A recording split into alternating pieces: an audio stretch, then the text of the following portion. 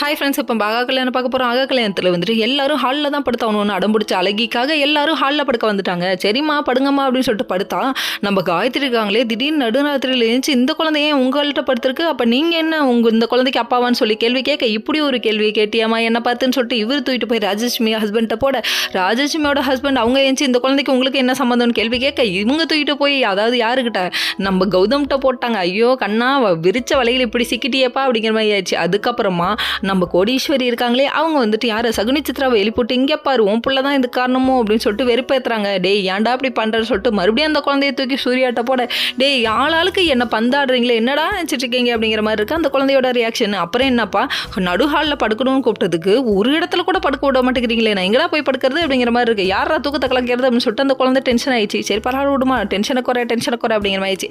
அதுக்கப்புறம் என்ன ஆயிடுச்சுன்னா சரின்னு சொல்லிட்டு நம்ம எல்லாரும் கோவப்பட்டாங்க. ஓகே ஏன் நம்ம மகா கோவமே படல, ஏன்னா சூர்யா அதுக்கெல்லாம் ஒருத்தே இல்லைன்னு சொல்லிட்டு சும்மா வேற லெவல் கலை ஏற்கனவே கலைச்சிருந்தாங்க. அதை நம்ம மறுபடியும் ஞாபகப்படுத்த வேணாம், சூர்யாவுக்கு கஷ்டமா இருக்கும் இல்லையா, அதனால அந்த டைலாக் அப்படியே மறந்துடுவோம். இதெல்லாம் ஒரு பக்கம் இருக்க. அதுக்கப்புறம் சரிப்பா அம்மா மறுநாள் விடிஞ்சதுக்கு அப்புறமா இவங்க கிச்சன்ல நின்று பேசிட்டு இருக்காங்க. அம்மா பிள்ளைங்க எல்லாம் ஒன்னா நின்று சமைச்சிட்டு இருக்கும் போது என் புள்ள கஷ்டப்பட்டா என்னால தாங்க முடியாது சொல்றாங்க. இது வழக்கமா எல்லா அம்மாவும் சொல்ற டைலாக் தான், இதை மாத்த யாராலையும் முடியாதுப்பா அப்படிங்கிற மாதிரி ஆயிடுச்சு. அந்த டைம் பார்த்து யார் ராஜலட்சுமி வர குழந்தைக்கு உடம்பு சரியில்லை, குழந்தை சாப்பிடல அடம் பிடிக்குதுன்னு சொல்ல அதுக்கப்புறம் இவங்க சாப்பாடு கூட்டம்